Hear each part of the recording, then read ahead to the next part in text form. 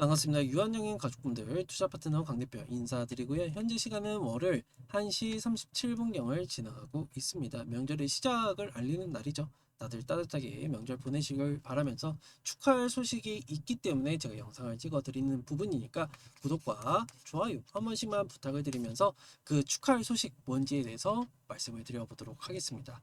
자, 우선은 ESMO 유한영이 참여한 거는 다들 아실 겁니다. 하지만 렉라자가 이번 비소세포 폐암에 대한 환자에 대해서 변이 폐암에서도 성과를 보인다라고 얘기를 하죠.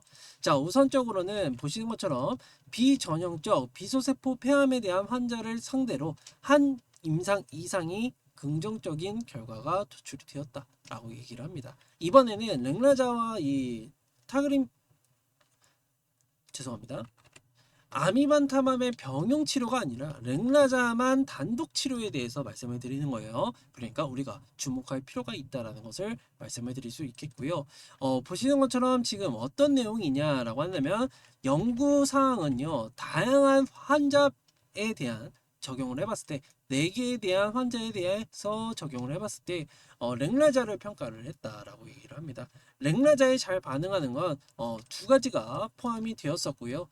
사실 이 부분에 대해서 객관적 반응률, 그러니까 감소율이죠. 누구나 확인할 수 있는 감소율에 대해서 50%, 그리고 무진행성 생존 기간에 대해서는 10개월, 10.8개월로 임상에 대해서 의미 있는 결과가 도출되었다. 근데 중요한 거는요. 경쟁업체, 그러니까 지금 시장 비소세포 폐암에 대해서 시장 1등인 타그리소에 대해서는 지금 타그리소는요. 이 연구와 같은 설계에 따라서 50%의 객관적 반응률이 나왔기 때문에 NCCN의 가이드라인이 등재가 됐다라고 설명을 합니다. 한마디로 렉라자 단독요법이 이 타그리소, 그러니까 전 세계 비소세포 폐암에 대해서 1등 약품에 대해서 똑같은 반응률을 보이고 있다라고 설명을 드릴 수 있겠죠. 그렇기 때문에 이 부분에 대해서는 굉장히 의미 있는 수치가 발견이 되었다라고 얘기를 하는데, 자, 현재 렉라자 단독요법보다는 리브리반트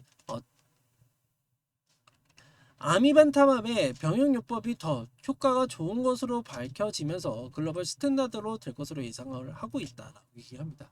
자, 그러면은 렉라자가 어 아브, 아미반타맘에 대해 아미반타맘이래. 리브리반트에 대한 병용요법이 더 좋으면 무조건 이거 사용하는 거 아닌가요? 라고 하실 수 있어요. 하지만 여기서 추가가 되는 부분은 비용적인 부분입니다. 비용적인 부분.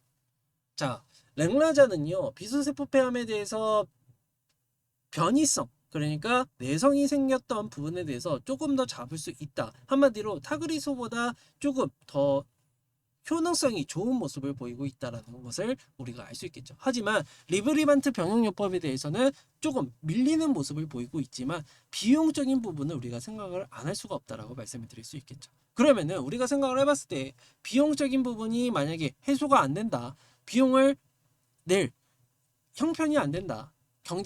경제성이 안 된다라고 했을 때 렉라자가 타그리소를 이길 수 있다는 것을 우리가 알 수 있겠다.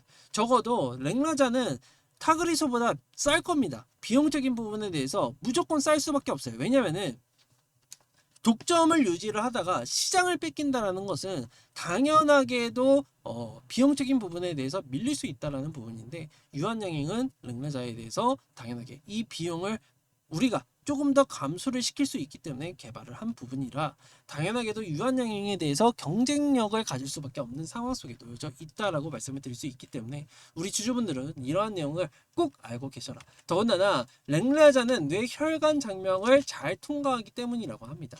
자, 우선적으로는요. 타그리소를 사용하시는 분들은 데이터를 보시면 아시겠지만 간단하게 설명을 드리면 타그리소 100명 중에 내성이 70%가 넘고요.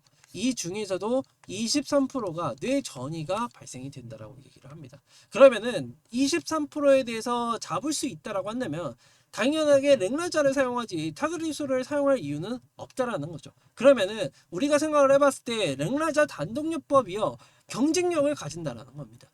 이해하셨죠? 그렇기 때문에 우리 주주분들은 당연하게도 부작용까지 잡아주는 렉라자에 대해서는 경쟁성을 입증을 ESM에서 발표를 했다라는 부분을 우리가 주목해 볼 필요가 있다라고 말씀을 드릴 수 있겠고, 지금 글로벌 매출로 따져봤을 땐 타그리소가 30년도까지 7조에 대한 시장으로 예상이 되고 있어요. 그렇기 때문에 유한양행이 당연하게 경쟁력을 가지는 게 뭐야? 부작용에 대해서 없앴다라는 겁니다. 그러면 7조 시장을 가져올 수 있다는 건데, 유한양행 당연하게 누구에게? 얀센에게 이것을 넘겨드렸죠.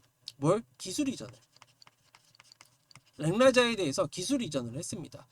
물론 유한양행이 여기에 따라서 뭐 단독적으로 판매를 할 수는 없을 거예요. 특허권에 대한 부분이 있기 때문에, 기술 이전에 대한 계약을 했기 때문에. 그러면은 7조에 대한 시장을 가져온다라고 했을 때 랭라자가 병역요법에 대해서 로열티를 10에서 15%로 가정을 해보게 된다면은 랭라자만 판매를 했을 때는 이 로열티가 더욱더 올라가게 될 것이다 라는 것을 우리가 추측을 해볼 수 있겠죠. 그러면 최소치로 봤을 때 15%에서 20%를 받는다라고 가정을 해봅시다. 그러면은 20%로 가정을 해보게 되면은 1.4조 원에 대한 로열티가 발생이 되고, 이것을 또 누구와? 오스코텍과 나눠지게 되죠. 그러면은 오스코텍 4고 유한양이 6이기 때문에 이 부분에 봤을 때는 대략적으로 2,400억, 6천억, 그러면은 8,400억이라는 로열티가 발생이 되고요. 4. 나머지는 이제 얼마죠? 5,600억이 되겠죠. 5,600억. 이렇게 나눠지게 된다.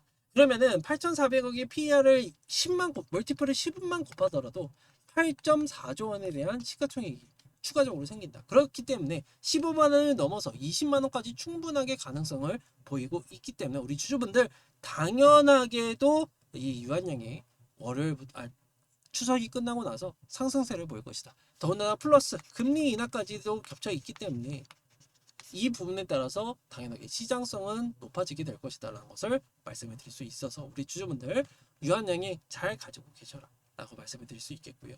그리고 저는 항상 말씀을 드리지만, 저는 이러한 내용들에 대해서 우리 주주분들에게 최대한 널리 알려드리고자 하니까 구독과 좋아요 한 번씩만 부탁을 드려요.